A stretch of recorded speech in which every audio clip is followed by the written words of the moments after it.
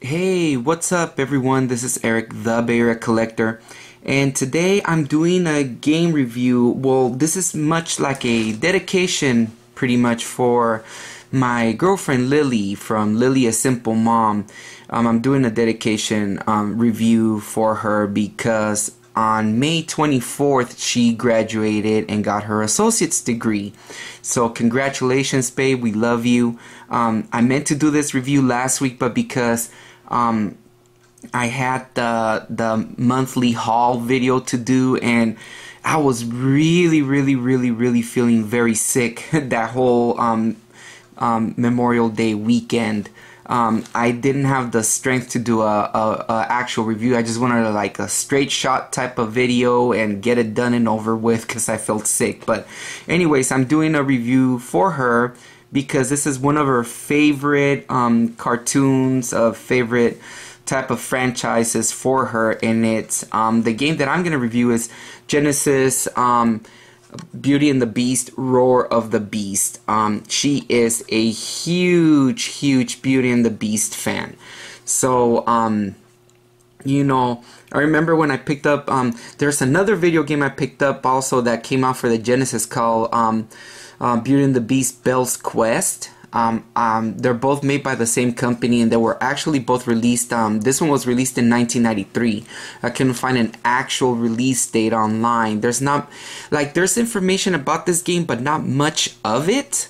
You know, I didn't really check a lot, but you know, it was released in 1993. So was the other game, Belle's Quest. But I'm actually reviewing this one because I just completed the game. That was another reason why I didn't do the review, was I didn't have the strength to play because I just completed the game on last Friday night. So I also needed to complete the game before I did the review. I kind of like, as you guys know, I like doing reviews as much as possible for games I completed to give you a full, kind of give you guys an idea of the game. But anyways, released in 1993, released by Sunsoft. This is actually an action platformer. You control the beast through different scenarios. It goes along with the movie where you're trying to rescue Belle from Gaston and trying to, you know, get yourself back to a prince. But yeah, the game has multiple levels. It's action platformer, side scroller, a lot of different elements. There's some little mini games through the game, like a complete a puzzle type of game. In one of them, there's also one where you catch the petals from the flower from the rose. So there's a lot of different mini games, but overall it's a solid action platformer. Anyways, it was released by Sunsoft, so you guys know this is gonna be one of those tough games. It gives you infinite continues. You have a life bar, you have lives and everything. You collect health power-ups. But anyways, I'm gonna go ahead and show you guys. I'm gonna get down to the nitty-gritty of the game and show you guys a quick gameplay. So I will be back in a minute. Hey, what's up everybody? So I'm back again. So I'm about to do a little quick gameplay of the game. I actually turned on cheats because this game's a little bit hard, really hard, especially towards the end. It gets really hard. So anyways, I'm just gonna go ahead and give you a quick gameplay of the game.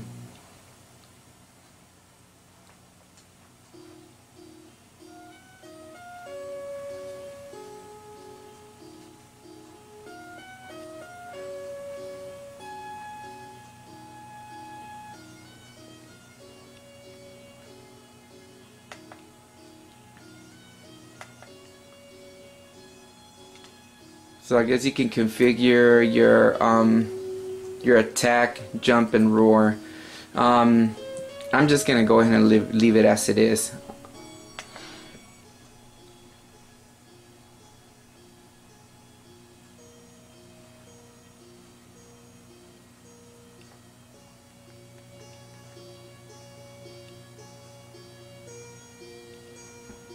And it gives you cutscenes to get you through the scenario of the game.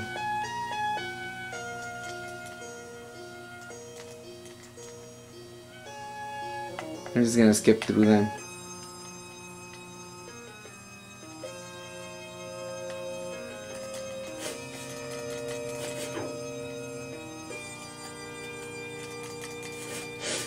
So right off the bat, you can do punch. If you press and hold it, you do like a swinging punch. If you crouch, you walk around on all fours. Preferably, sometimes, usually, I like that. I like going on all fours. That's much better instead of standing up. Gives you a better control, I feel. And then the other buttons to jump. Sorry, I don't know because I'm using my Retron controller, so I don't know. I think A is attack, B is to jump, and C does a roar. What the roars do, they kind of stun enemies for a minute. Top left corner, those mirrors are your health bar. Below it is your number of lives. Top right corner is your points. Below the points, that mouth with the roar, it gives you how many roars you have left. So anyways, I'm gonna play like this. See, that's much a better attack. And then you can do a pounce attack, which I like too. When you jump on enemies and you pounce on them, that's a pretty good one too. You gotta avoid those flames too.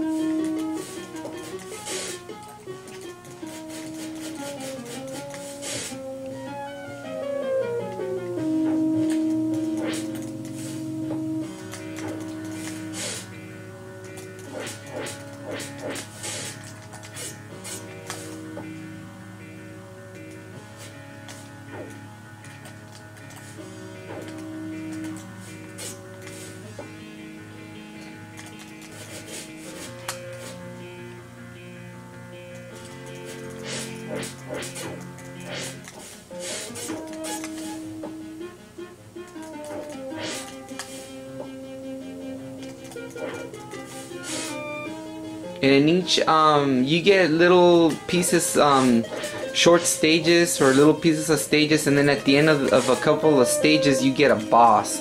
So there are boss battles.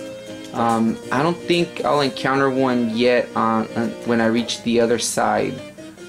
But typically all you have to do is just go from point A to point B. In most cases. In other cases you would have to jump up above and climb. And I guess those fruits replenish your health. Like food replenishes your health. Believe it or not, the foods and lives are like scarce in this game. See, the Pounce Attack has more power, so you kind of defeat enemies quicker. Rather, if you notice that bear I just hit, took a couple of punches to take out. But when I pounced at it, it really, see, look, if I pounce at him, if I can, see, it kills him quicker. Well done, beast.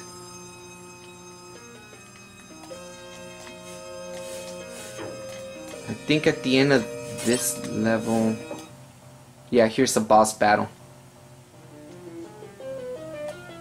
A bear. Oh wow.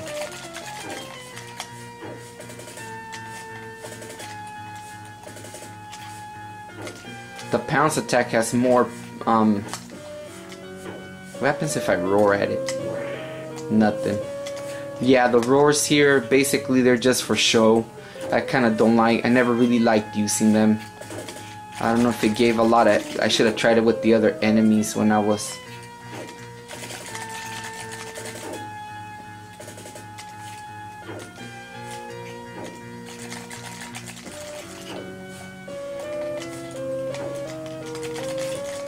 I guess this is when I try to get too close to the screen.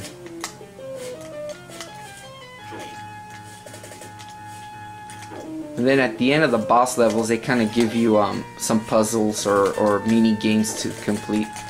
God, he's owning me right now.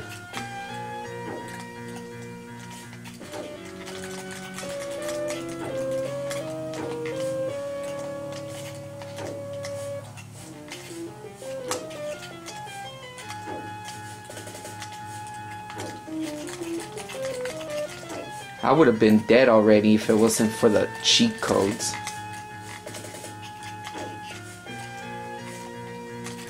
There you go.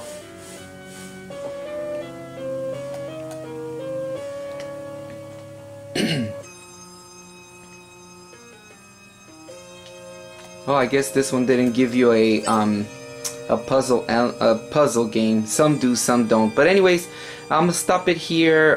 This was a quick gameplay of the game, and I will be back in a minute. Hey everybody, so I'm back again. So that was a quick gameplay of the game. So what do I think of the game? Well, graphically, it's a very, very pretty looking game. Sunsoft always makes games with pretty cool graphics, I believe, especially going back to the Nintendo and the Super Nintendo.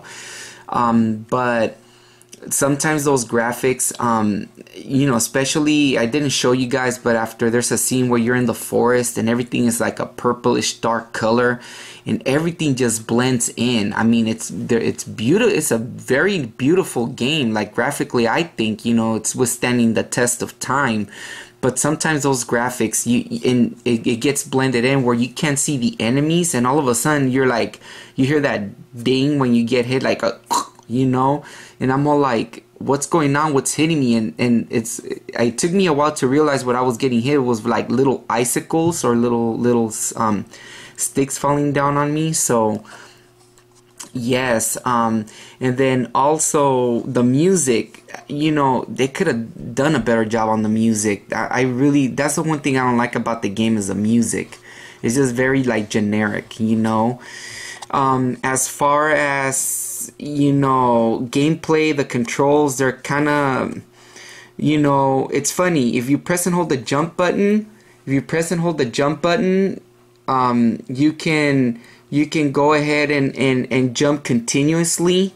But if you press and hold the punch button, it just does that swing, which it would have been cool to have a little bit of turbo control on the punches, because it's really hard to hit an enemy. Like, that's the thing, that's another thing that's kind of tough on this game is aiming at the enemies. You saw how often I got hit, you know, just trying to kill some random enemies, and the boss, you know, kind of got mauled, you know.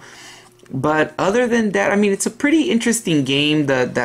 You know, the action scenes kind of help it move along, you know, with the story. And, you know, after passing it, you know, there's a level, you know, there's a level at the end. I'm not going to spoil and do any spoilers, but there's a level at the end that it was like, oh my God, you know, I didn't know what I was doing, and it was really difficult. But all in all, it's an okay game. Not an expensive game. It's pretty cheap. You can find it. I just saw it yesterday on eBay for about $6-7. So it's not an expensive game whatsoever. But, you know, do I recommend it? I'll leave this one up to you guys. You know, this is one of those games that if you're a fan of Disney, you're a fan of Disney games, you know, and collecting those Disney games, or if you're a fan of Beauty and the Beast, you'd want to get it. If not, it's not really it's a good action game, but if, you know, it's not, you know, I'll leave it up to you. You know, to me, I'm content by having it. It's not like oh my God, it's an awesome game to me. That's my opinion. But, you know, you could avoid this one if you want, or you can get it. It's up to you. I chose to get it because, you know, my girlfriend likes Beauty and the Beast, and sometimes not often, it's very seldom she'll play a game, and for her to play something she's interested in. Yeah, I think, you know, this is a pretty decent game, but it's hard as heck. I would recommend playing this one with cheats, and even with cheats you'll still have a pretty tough time, especially on the platforming and jumping and all that. So, you know, I would, you know, some games I'd recommend cheats, some games I'll say you could play without. This is one that you'd want to play with cheats.